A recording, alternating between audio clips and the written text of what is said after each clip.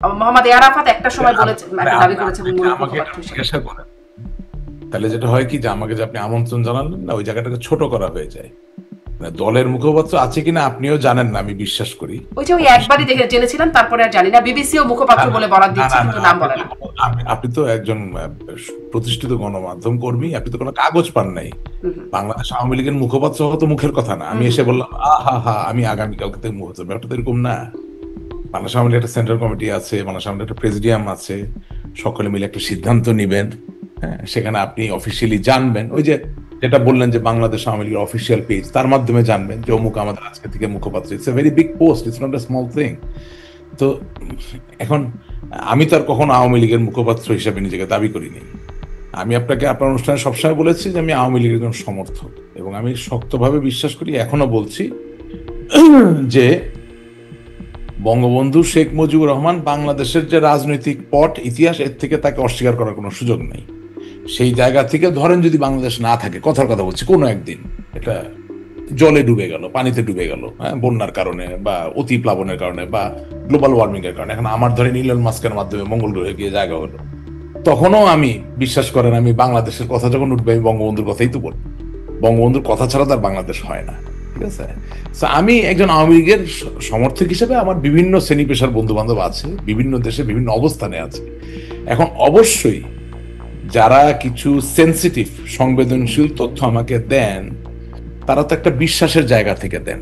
তারা এটাও জানেন যে আমি আওয়ামী লীগের মুখপাত্র নই, একজন সমর্থক মাত্র বা একজন কর্মী মাত্র, এভাবে হাম্বল ভাবে বিনয়ের সাথে বলতে চাই। সেই জায়গা থেকে যখন তারা এই সংবেদনশীল তথ্যটা আমার সাথে ভাগাভাগি করেন, তখন আমার দায়িত্ব হয়ে যায়, আপনার অনুষ্ঠানে এসে চাইলেও আমি নামটা বলতে পারি না। তবে সার্কামস্ট্যান্সিয়াল এভিডেন্স বলে একটা কথা আছে, আপনি বলছেন এই কথাটা সত্য কিনা, এটা নিয়ে তো আমি ঝগড়া করব না। তবে সত্য কিনা এটা বোঝানোর জায়গাটা খুব সহজ।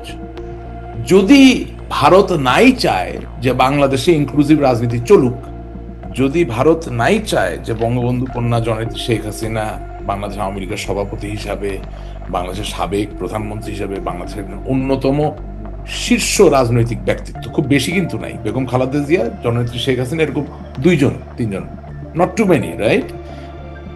এই লোকগুলো নির্বিঘ্নে তাদের রাজনৈতিক কর্মকাণ্ড চালাবে যদি চায়, এটা আমি বিশ্বাস করি তখন যখন আমি দেখি যে বাংলাদেশ আওয়ামী লীগের 40 থেকে 50,000 লোক ভারতে অবস্থান নিয়ে, আশ্রয় নিয়ে, সেখান থেকে ক্ল্যান্ডেস্টিন ভাবে হোক বা ভার্চুয়ালি হোক তাদের রাজনৈতিক কর্মকাণ্ড চালিয়ে যেতে পারছে। সুতরাং ঘটনা যে সত্য, এটা নিয়ে কোনো সন্দেহ থাকার কোনো সুযোগ নাই। কিন্তু আপনি যদি আমাকে জিজ্ঞাসা করেন যে আওয়ামী লীগের অফিসিয়াল ওয়েব পেজে এলো না কেন, আমি তো ভাই জানি না এই ওয়েব পেজ কে চালায়। আপনি জানেন কে চালায় আওয়ামী লীগ থেকে? কাগজ দেখেছেন? সুতরাং ওর এলো না কেন, ওটার উত্তরই তো আমি দিতে পারবো না। আমি তো আপনার অনুষ্ঠানে অনেকবার প্রশ্ন করেছি যে ধানমন্ডি 32 নাম্বার ভেঙে দিয়েছে 5 তারিখে, ওটার প্রতিবাদ এসেছে কি অফিসিয়াল ওয়েব পেজে, স্যার আপনি নিজেও খেয়াল করছেন, 8 তারিখে। 3 দিন এমনই অফিসিয়াল ওয়েব পেজ যে 3 দিন ধরে হয়তো বা প্রতিবাদ জানাইতে পারেনি। এখন ওটার ভিতরে ঢুকা তো আমার কাজ না। আমি আমার নেতা কর্মীর মনটা বুঝি, বেচারারা খুব কষ্টে আছে, ব্যথায় আছে, অত্যাচারিত, লাঞ্ছিত, নির্যাতিত অবস্থায় আছে।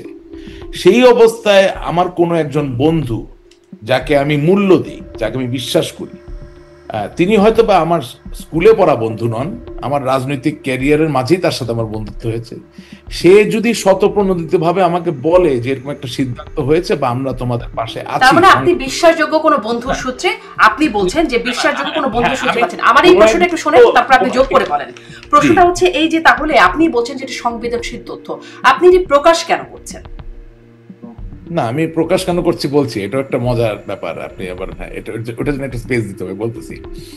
তো যেটা হচ্ছে যে কোনো একদিন নিশ্চয়ই এই বন্ধুর কথা তো আমি বলতে পারবো, এখন তো বলবো না। বললে তো যেটা প্রাসঙ্গিক তথ্য সেটা আমি আর ভবিষ্যতে পাবো না। ওনারও আসলে আমাকে যে তথ্য দেওয়ার কথা তা না, আমি অকপটে স্বীকার করছি, I am acting like a whistle blower. কিন্তু আল্লাহ তাআলা আমাকে রক্ষা করুন, কারণ মাঝে মাঝে হুইসেল ব্লোয়ার তো হতে হয়, আমার দলটার জন্যই তো হতে হবে। আমি তো দলটাকে ভালোবাসি।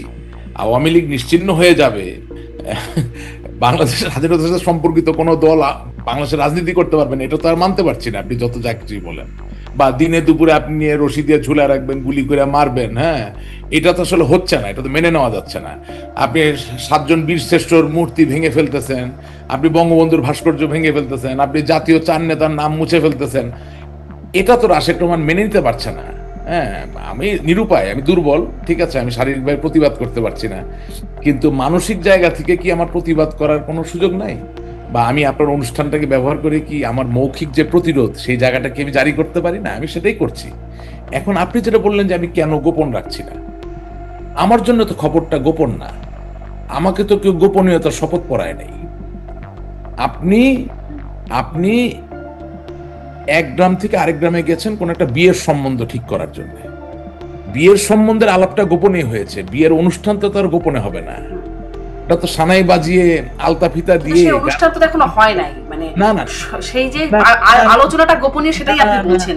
এটা বলে কি আপনার দলের লাভ হচ্ছে? একটু একটু কবুল কবুল কবুল, 3 কবুল হয়তো এখনো বলেন নাই, কিন্তু গান বাজনা তো তার গোপনে হয় না। হ্যাঁ, গায়ে হলুদ তার বিয়ে না, কিন্তু গায়ে হলুদটা তো আয়োজন করেই হয়। এখন আপনি বলতে পারেন যে রাশেদ রহমান আপনার কেন এত আনন্দ লাগলো না? আমার আনন্দ লাগেনি, কিন্তু আমি আশান্বিত হয়েছি। কেন আশান্বিত হয়েছি? দিনের শেষে বাস্তবতা কি, যে আওয়ামী লীগের যেই নেতা বা কর্মী দুর্নীতি করেছেন, উনি যেমন ভারতে গিয়ে অবস্থান নিয়েছেন, যেই নেতা বা কর্মী কোনোদিনও দুর্নীতি করেন নাই, কোনোদিনও বঙ্গবন্ধুর সাথে প্রতারণা করেন নাই, কোনোদিনও শেখ হাসিনার সাথে প্রতারণা করেন নাই, কোনোদিনই বাংলাদেশের কোনো মানুষের সাথে প্রতারণা করেন নাই, তাকেও বাধ্য হয়ে ওই ভারতে গিয়ে আশ্রয় দিতে হয়েছে। সুতরাং উনি তো আর অত অ্যাক্সেস পাচ্ছেন না আমার মতো, বা doctor Kalimullah, he has lot of connectivity for many reason, সব তো আলাপ করা যাবে না। তো the information that we get, আমি এর ভিতরে পকেটের ভিতরে রেখে দিতে পারি, but I feel love and extreme dedication to the people who believe in the real history of Bangladesh. It is as simple as that. এটার সাথে ক্ষমতা গ্রহণ করা, ক্ষমতা দখল করা, মন্ত্রী হওয়া, এমপি হওয়ার কোনো সম্পর্ক মানে এটাতে আপনি আশান্বিত হবার মতো খবর বলে শেয়ার করছেন, কিন্তু আমার প্রশ্ন হচ্ছে ভারত বলতে দেন কেন? না, আমিও প্রশ্নটাও করতে দেন। প্রশ্নটা হচ্ছে ভারত চাওয়ার কে, যে শেখ হাসিনা বাংলাদেশে ফিরবেন, রাজনীতি করবেন, এটি ভারত চাওয়ার কে 1, এবং 2, এই তথ্যের মাধ্যমে কি প্রমাণিত হচ্ছে? বাংলাদেশে আওয়ামী লীগ তার নিজ যোগ্যতায় ফিরতে পারে না, ভারত সর্বদলীয় সিদ্ধান্ত নিয়ে ফিরিয়ে দেবে। হ্যাঁ, এটাই ব্যাপার, যে বাংলাদেশে যে কোনো সময় যে কোনো নিউজ যখন রিলিজ হয়, যখন ফ্ল্যাশ হয়, তখন এটা আপনার কাজ, এটা আমি অ্যাপ্রিসিয়েট করি। এই যে আপনি তির্যকভাবে জিনিসটাকে দেখলেন, ব্যাপারটা আসলে ওরকম না। প্রথম কথা হচ্ছে ভারত এখানে শেখ হাসিনাকে ফিরিয়ে দেওয়ার কোনো সিদ্ধান্তই নেয় নাই। You are misreading the line. ভারতের কথাটা তো খুব সহজ। আমি আপনার বাসায় গেলাম, আমি আপনার অতিথি, হ্যাঁ, এখন আপনার দরজার বাড়ি থেকে একজন বলতেছে রাশেদ রহমানকে আপা তুলে দেন, ওটা পিটায় আজকে সোজা করে ফেলবো। You tell me as a host, what will you do? You will pick up the phone and you will call 911, পুলিশকে কল করবেন, করে বলবেন যে দেখেন রাশেদ রহমান দোষী কি দোষী না আমি জানি না, কিন্তু তিনি আমার বাসায় অতিথি, সুতরাং এই বাসা থেকে বের হওয়ার পরে আমার বাসার সামনে রক্তপাত হবে, খুনাখুনি হবে, এটা আমি যেমন দেখতে চাই না, আমার ছেলে মেয়েও দেখতে চায় না, আমার পাড়া প্রতিবেশীরাও দেখতে চায় না। সুতরাং আপনি পুলিশ, আপনার কাছে আমার অতিথিকে তুলে দিলাম, ওনাকে নিরাপদে। এখন সেটা কি আমার বিচার হবে, সেটা কি আমার জেল হবে, সেটা কি আমার ফাঁসি হবে, সেটা তো বিচারক বুঝবেন। কিন্তু আপনার দরজার বাইরে যিনি রামদা চাপাতি নিয়ে দাঁড়িয়ে আছেন আমাকে কুপিয়ে কুপিয়ে নৃশংসভাবে হত্যা করার জন্য, সেই জায়গায় একজন অতিথি হিসাবে বা বন্ধু হিসাবে আপনি যদি আশা করেন যে আমি নিরাপদে বিচারের সম্মুখীন হব বা আমার জনগণের সামনে গিয়ে দাঁড়াতে পারবো, এটা সিদ্ধান্ত নেওয়ার কোনো ব্যাপার না। এটা হচ্ছে একেবারে মানবিক একটা ব্যাপার। এটা ভারত বলে না, এটা পৃথিবীর যে কেউ, আপনি ইংল্যান্ডে বলেন, জিজ্ঞেস করেন যে আপনি কি চান যে শেখ হাসিনা এবং তার দলের নেতা কর্মীরা দিনে দুপুরে মানুষের দ্বারা প্রহিত হয়ে বা প্রস্তরাঘাতে বা নৃশংসভাবে জবাইয়ের শিকার হয়ে মৃত্যুবরণ করুক? কেউ হ্যাঁ বলবে না, সবাই বলবে যে no, we want law to take its own course. So এখানে যেটা বললেন প্রথম প্রশ্ন, এটা এখানে প্রাসঙ্গিক হচ্ছে না। দ্বিতীয় প্রশ্নটা কি ছিল আপনার, যে আমরা কি ভারত নির্ভর কিনা? না, হ্যাঁ, মানে বাংলাদেশ আওয়ামী লীগ নিজ যোগ্যতায় পারে না, এটি প্রশ্ন, এবং এইটি প্রশ্ন যে ভারত সিদ্ধান্ত নেবার কে যে বাংলাদেশ প্রত্যাবর্তন। আমি তো আপনার অনুষ্ঠানে এসে বলেছি যে আমাদের ভারত নির্ভরতা সেটা বন্ধুত্বের জায়গা থেকে, সেটা রাজনীতিকে এগিয়ে যাওয়ার জায়গা থেকে হতে পারে না। এটা হলে আমরা ক্ষতিগ্রস্ত হবো। আমি কিন্তু অকপট স্বীকারোক্তি, আমি কিন্তু খুব যে রেখে ডেকে চিন্তা ভাবনা করে নিজের, আমি আগামী দিনে আমার ক্যারিয়ার কি, আমি দেশটাকে ভালোবেসে কথা বলি। ভারত আওয়ামী লীগকে তার নিজের শক্তিতে প্রজ্বলিত হতে হবে, এটাই বাস্তব। এবং এই যে সর্বদলীয় সংহতির যে জায়গাটা, যে বাংলাদেশে সকলের অংশগ্রহণের মধ্যে দিয়ে একটা রাজনৈতিক অভিযাত্রা পরিচালিত হোক, এর সাথে আওয়ামী লীগের ভারত নির্ভরতার তো কোনো সম্পর্ক নাই। আমি তো আপনার অনুষ্ঠানের প্রথমে বলেছি যে ভারত চায় একটি সুস্থ রাজনৈতিক প্রবাহ দ্বারা, অর্থাৎ গণতান্ত্রিক প্রবাহ দ্বারা পরিচালিত হোক বাংলাদেশে। কারণ সেটা হলেই যেই ক্ষমতায় থাকুক না কেন, ভারতও এটার থেকে বেনিফিটেড হবে। তো ভারতের স্বার্থপর হওয়ার তো অধিকার আপনি কেড়ে নিতে পারবেন না, সবাই তো সবার স্বার্থ বুঝবে। আজকে মার্কিন যুক্তরাষ্ট্রের পাশে যে মেক্সিকো একটা প্রতিবেশী রাষ্ট্র, সেখানে যদি মনে করেন গণতান্ত্রিক পদ্ধতি বিরাজ না করে স্বৈরশাসক বসে যায়, এটা কি আপনি মনে করেন মার্কিন যুক্তরাষ্ট্র খুব পছন্দ করবে? করবে না, তারাও গণতান্ত্রিক ধারা চাইবে, তাই না? তো এখন ঘটনা হচ্ছে যে হ্যাঁ, 5ই আগস্টের আগে আমাদের যে অবস্থান ছিল সেখানে ত্রুটি বিচ্ছুতি ছিল, আপনার অনুষ্ঠানে আমি এসে বলেছি, আমি এখনো মনে করি আমাদের ত্রুটিগুলো আমাদের স্বীকার করতে হবে। কিন্তু বর্তমানের যে পরিস্থিতি বিরাজমান, সেখানে কি কোনো ত্রুটি নাই? তা নিশ্চয়ই আছে। আমি এখন এই জায়গায় আরেকটু আপনার কাছে স্পষ্ট হই যে তাহলে মানে, কারণ এই প্রশ্নটা আমি ডক্টর কলিমুল্লাহর কাছে যে প্রশ্ন করবো তার সাথেও রেলিভেন্ট, যে ভারত আপনি বলছেন সর্বসম্মতিক্রমে জননেত্রী শেখ হাসিনাকে সসম্মানে পূর্ণ নিরাপত্তায় বাংলাদেশে প্রত্যাবর্তন করবার সিদ্ধান্ত মানে গৃহীত হয়েছে। সেই সর্বদলীয় সভায় প্রত্যাবর্তন করার সিদ্ধান্ত নিয়েছেন না, সেটা আমার লেখনীতে দুর্বলতা থাকতে পারে। বেসিক্যালি তারা দেখতে চান, they want this environment to prevail. উনি তো কোনো ক্ল্যান্ডেস্টাইন অপারেশন করবেন না। আমি বুঝতে পারিনি আসলে কি চাই ভারত, কি করছে আপনি মানে লেখনীতে দুর্বলতা মানে কি? ভারত চাচ্ছে তার প্রতিবেশী দেশে একটি গণতান্ত্রিক আবহ বিরাজমান, জায়গাটা এখানে পরিষ্কার। অবশ্যই ভারত কোনো সামরিক বিমান নিয়ে, সামরিক ব্যক্তিকে নিয়ে, অস্ত্র নিয়ে এসে কাউকে বসাই দিবে না, এই কথা তো আমি লিখতে যাব না, আমি তো উন্মাদ না। এটা ভারত সসম্মানে পূর্ণ নিরাপত্তায় বাংলাদেশে প্রত্যাবর্তন মানে কি? Yes, of course. মানে কি যখন শেখ হাসিনা যখন বাংলাদেশে ফিরবেন, ভারতের পক্ষ থেকে বা আমেরিকার পক্ষ থেকে বা ইংল্যান্ডের পক্ষ থেকে এই আহ্বানটা আসতে পারে না যে ওনাকে পূর্ণ নিরাপত্তা দিবেন? নিরাপত্তা মানে কি? তার তো মানে বাংলাদেশের যে প্রচলিত আইন, কারণ এখন যেভাবে চলছে তার তো তার বিচারের সম্মুখীন হওয়ার কথা। এখন নিরাপত্তার কোনো প্রচলিত আইন নেই, এটা আপনাকে কে বলেছে? না না, নিরাপত্তার আইন বলছি, আমি বলছি যে এখন যে প্রচলিত আইন, বাংলাদেশে বিচার কার্যক্রম যেহেতু চলছে, নিরাপত্তার আইনের কথা বলছি না, আমি বলছি যে বিচার কার্যক্রম চলছে যেহেতু, অতএব প্রচলিত আইন অনুযায়ী তার এখন বিচার কার্যক্রম মোকাবেলা করার কথা। বিচার কাজের তো কিছু এক্সট্রাঅর্ডিনারি সাইডসও আছে না? আপনি ধরেন, আমি যদি এখন এগুলো বলি অনেকের ভালো লাগবে না, ধরেন আমি তো প্রায়শই নেলসন ম্যান্ডেলার কথা বলি, জেলে ছিল। তো জেলে থাকলে তো তার রায় হয়ে গেছে, তার সাথে তো আলাপ আলোচনা কোনো বিষয় নেই, সে জেলেই তো বসবে। কিন্তু তাকে তো ওই আইনটাকে বাকিয়েই তার মধ্যে থেকে তাকে এনে তার সাথে দফায় দফায় আলোচনা চলেছে না? তো এখন আপনি জননেত্রী শেখ হাসিনার বিচার করবেন কি করবেন না, ওটা পরের কথা। যদি করেনও, আপনি যদি শেখ হাসিনার মুখে তালা লাগায় দেন জোর করে, সেটা তো কেউ সাপোর্ট করবে না। আপনি কি আমার কথাটা বুঝতে পারছেন কিনা? শেখ হাসিনা তো এখনো বলছে কিসের বিচার করেন, বিচার করতে পারলে করেন, প্রমাণ করতে পারলে করেন। উনি তো মোকাবেলা করতে চাচ্ছেন, আমি যা কথাবার্তা যা শুনলাম। কিন্তু আপনি যদি একটা ফার্স তৈরি করেন, মানে একটা সার্কাস তৈরি করেন in the name of A trial, তাহলে তার আপনি ওনাকে আনতে পারছেন না। তো এখন বিদেশি কমিউনিটির একটা অংশ তো ইন্ডিয়া বটে, এটাকে ছোট করে দেখার কোনো সুযোগ নাই। India is the 5th largest military power in the whole world. Not only that, they are now within the first 5 economic powers of the world, correct? And growing. ওই জায়গা থেমে যায়নি, and growing. সেই জায়গা থেকে India as a great international political player, if they expect that there should be a fair trial, there should be fair, equitable opportunity. তাহলে কি fair ট্রায়ালের জন্য ইন্ডিয়া বাংলাদেশে ফিরিয়ে দেওয়ার পরিকল্পনা? To express what she wants to do, if they say that as a political party, Awami League, with whom they fought in 1971 to free the country from the clutches of Pakistan, they want the leaders and the workers of Awami League to be able to express their political views and will. There is nothing wrong in it. Nothing wrong বলছেন, কিন্তু আমি আসলে এটি doctor Kalimullah আপনার কাছ থেকেও বুঝতে চাই যে রাশিক রহমান যা বলছেন আপনি কি সেটাই বলছেন কিনা, মানে শেখ হাসিনাকে সসম্মানে পূর্ণ নিরাপত্তায় বাংলাদেশে প্রত্যাবর্তন করার সিদ্ধান্ত গ্রহণ করা হয়েছে। সসম্মানে পূর্ণ নিরাপত্তায়, সসম্মানে মানে কি তাকে কি বিচার মোকাবেলা করার জন্য মানে পাঠানোর সিদ্ধান্ত হয়েছে? আমি আসলে এটা একটু ডক্টর কলিমুল্লাহ আপনার কাছ থেকেও বুঝতে চাই, মানে সসম্মানে মানে সম্মানীয় রাশিক রহমান যে বক্তব্যটি বা বিশ্লেষণ বা ব্যাখ্যান যেটি হাজির করেছেন, তার সঙ্গে আমি কমপ্লিমেন্ট সাপ্লিমেন্ট দ্বিমত করছি না। এক যে বিষয়টি সেটি হচ্ছে উইথ ডিগনিটি, সম্মানের সঙ্গে সেলফ রেসপেক্ট বলে একটা বিষয় আছে। খেয়াল করে দেখেন, আপনার আমাদের মাননীয় সাবেক প্রধানমন্ত্রী বা এখনো কেউ কেউ বলেন যেহেতু তিনি পদত্যাগ করেননি বা তার পদত্যাগপত্র পাওয়া যায়নি, সেটা নিয়ে একটা ধোঁয়াশা আছে, সেটা নিয়েও ঝামেলা আছে। তাহলে খোলাসা করে বলতেই হবে মাননীয় তৎকালীন প্রধান বিচারপতি এবং আরেকজন মাননীয় বিচারপতি দুজনেই সেনা হেফাজতে ছিলেন 5 তারিখ অনওয়ার্ড।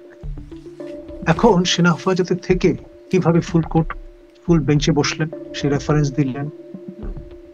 এখানে কোন রকমের হায়াটাস বা ঝামেলা আছে।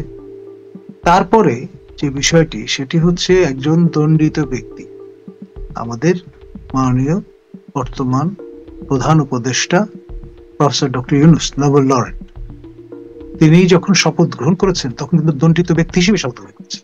আমাদের সিনিয়র সাংবাদিক এ কে এম পাটোয়ারি যখন এই বিষয়টা নিয়ে টক শোতে এটা ইস্যু হিসেবে তুললেন তখন তড়িঘড়ি করে তার এই দণ্ডমুক্তির ব্যবস্থা হলো।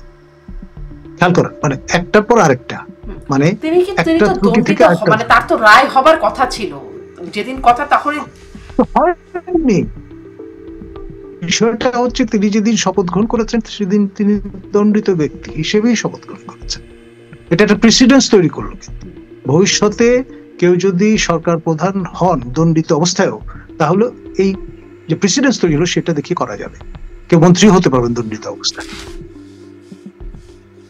আইনের যে প্র্যাকটিস, যে আপনি যদি পুরনো কোনো দৃষ্টান্ত দেখাতে পারেন এট হোম অর অ্যাব্রড, তাহলে সেটি দিয়ে আপনি ভবিষ্যতে একই ধরনের কাজ করতে পারবেন। স্পিরিট অফ দ্য ল তাই বলে। মানে তাহলে ওই যে সসম্মানে এখানে নানান রকমের গোজামিল আছে, এখানে নানান রকমের গোজামিল আছে, মানে পটভূমিতে সেই বিষয়গুলো ফোরফ্রন্টে আসবেই। কদিন লুকিয়ে রাখবেন? কদিন আপনি কোর্সিভ একটা স্টাইলে সবার মুখ বন্ধ করে রাখবেন? সেটা তো সম্ভব হবে না। আর বাক স্বাধীনতা বলতে একটা বিষয় আছে, তাই না? এখন ধরুন রাশিদ রহমান দেশের বাইরে আছেন, তিনি যতটা ফ্রিলি কথা বলতে পারছেন, আমি হয়তো অতটা ফ্রিলি কথা বলতে নাও চাইতে পারি, মানে কিন্তু বিষয়টা ফ্রিলি কথা বলতে চাইতে মানে ভয় কিসের? ভয় ডেফিনেটলি আছে। আপনার যে কোনো সময় আমার শ্রদ্ধেয় জ্যেষ্ঠ সহকর্মী প্রফেসর আবুল বারকাতকে কদিন আগে কথা নেই বার্তা নেই মাঝরাতে তুলে নিয়ে যাওয়া হয়েছে। শিক্ষক মানুষ, সেই ভয়টা আপনারও আছে। আচ্ছা, আপনি বলছিলেন, জি সেটি ভয় বুঝলাম, স্পষ্ট একজন মানে তাকে সসম্মানে ফেরানোর পরিকল্পনাটা কিরকম? আপনি বলছিলেন যে ডক্টর ইউনূসের হুকুমতে না হলেও হয়তো আগামী মাসেই, সেই বিষয়টাকে একটু স্পষ্ট করবেন, মানে কি আগামী মাসে কি?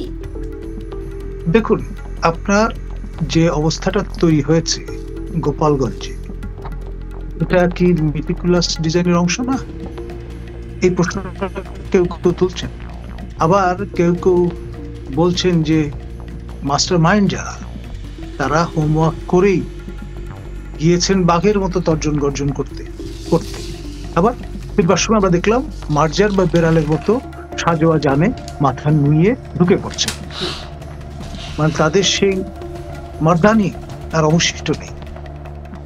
এই বিষয়গুলো এবং তার প্রতিক্রিয়ায় জেলা প্রশাসন যে ব্যর্থতার পরিচয় দিলেন, ব্রিটিশ আমল বলুন, পাকিস্তান আমল বলুন, বাংলাদেশ আমল বলুন, সবসময় আমরা দেখছি জেলা প্রশাসন কোনো গোলমালের আশঙ্কা করলে তৎক্ষণাৎ 144 ধারা জারি করার ঘোষণা দিয়ে দেন। এখানে ট্যাগিং এর ভয়ে জেলা প্রশাসন আপনার সেটা থেকে বিরত থাকলেন, এবং আপনার যখন লাইভ অ্যামুনিশন ব্যবহার হলো, মানুষের মৃত্যু ঘটলো, তারপর তারা 144 ধারা জারি করলেন, দায় সারলেন।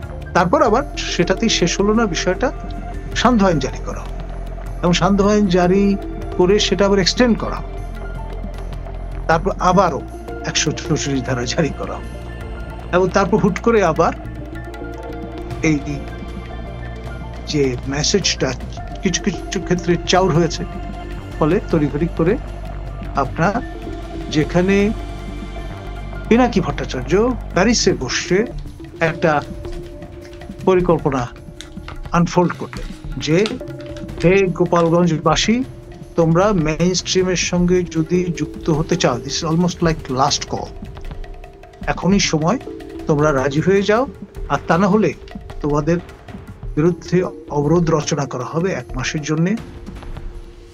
খাদ্য সরবরাহ বন্ধ করে দেওয়া হবে, ওষুধপত্র যাবে না, বিদ্যুৎ, জল, গ্যাস সব বন্ধ করে দেওয়া হবে।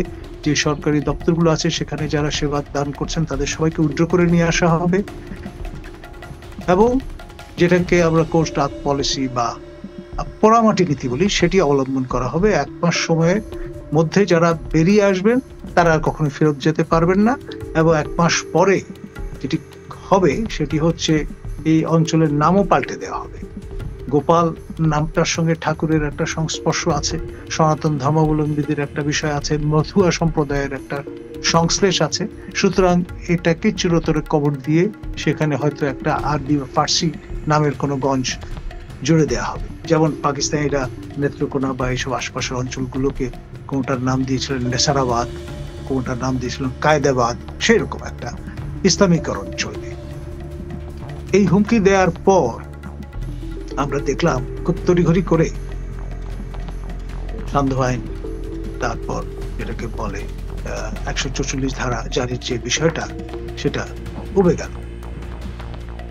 এই যে সর্বশেষ হঠাৎ করে আপনার 180 ডিগ্রি সমারসল্টে চলে যাওয়ার যে দৃষ্টান্তটা প্রশাসন দেখালো, এর সঙ্গে এই সর্বদলীয় ঐকমত্যের একটা সম্পর্ক থাকলেও থাকতে পারে। কিন্তু আপনি এটাকে মানে 180 ডিগ্রি টার্ন কেন বলছেন? মানে সব সময় তো আর কারফিউ জারি থাকবে না বা শান্ত আইন জারি থাকবে না, এক সময় তো উঠাবেই। কিন্তু যে পিনাকি অঙ্গুলি হেলনের দেশ উঠে বসে, তিনি যেহেতু এরকম একটা পলিসি আনফোল্ড করে দিয়েছেন, ধরেই নেওয়া হয়েছিল যে অ্যাকর্ডিংলি এই পলিসিটা পার্সু করা হবে। কিন্তু এটাও একটু বলবেন, পিনাকির অঙ্গুলিহীন মানে পিনাকি নির্দেশনায় দেশ উঠে বসে। আমি এই প্রসঙ্গটা কেন বলছি, কারণ হচ্ছে আপনার এই যে ঐতিহাসিক উপকরণ সমৃদ্ধ 32 নম্বরের জাদুঘরটি, যেটি জনগণের সম্পত্তি, ব্যক্তি মালিকানাধীন নয়, সেই বাড়িটি, ঐতিহাসিক বাড়িটি, স্থাপনাটি প্রথমে সেই স্থাপনা সহ আশপাশের সকল ভবন পুড়িয়ে দেওয়া হবে, এবং আমাদের জলের গানের যিনি দলনেতা আপনার আনন্দ, তিনি এক কাপড়ে যদি বেরিয়ে না যেতেন তিনি অগ্নিদগ্ধ হয়ে মারা যেতেন।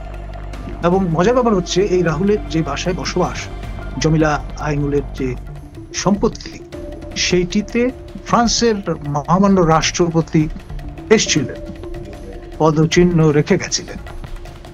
সেই সূত্র ধরে রাহুল ফরাসি দূতাবাসে শরণাপন্ন হন এবং রাজনৈতিক আশ্রয় নিয়ে প্যারিসে উপনীত হন, যেখানে এর আগের রেজিমের সময় পিনাকি ভট্টাচার্য রাজনৈতিক আশ্রয় নিয়ে অবস্থান করছিলেন। খেয়াল করেন, এটা গেল প্রথম ধাপ। দ্বিতীয় ধাপে আমরা দেখলাম যে পিনাকির সার্বিক তত্ত্বাবধানে বুলডোজার নিয়ে এসে 2 দিন ধরে এই মৎস্যব চলল, এই ভয়ঙ্কর মৎস্যব, অর্থাৎ আমাদের অমূল্য। কিন্তু পিনাকি ভট্টাচার্যের নির্দেশনায় যদি এটি হয়, পিনাকি ভট্টাচার্য বলেছিলেন সেনাপ্রধানকে সরাতে, পিনাকি ভট্টাচার্য বলেছেন রাষ্ট্রপতিকে সরাতে, তা তো হয় নাই।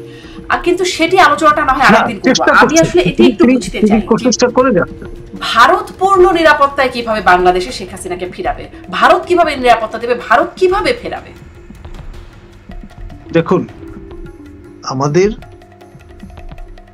উড়োজাহাজে করে আমাদের ক্রুরা সসম্মানে নিরাপদে বাংলাদেশ থেকে ভারতে নিয়ে গেছে আমাদের